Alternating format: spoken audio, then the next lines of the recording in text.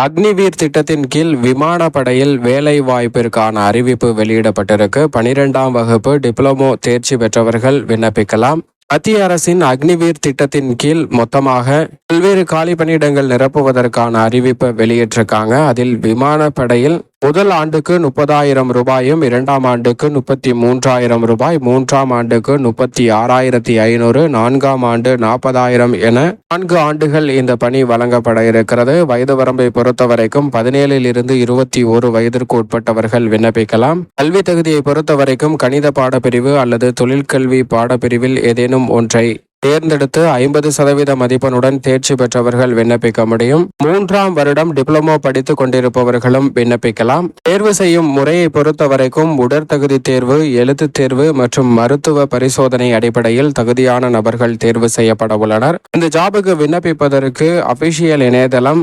agnipathvayu.cdac.in என்ற இணையதளத்தில் விண்ணப்பிக்க வேண்டும். விண்ணப்பிப்பதற்கு கடைசி நாள் வரும் 27ஆம் தேதி.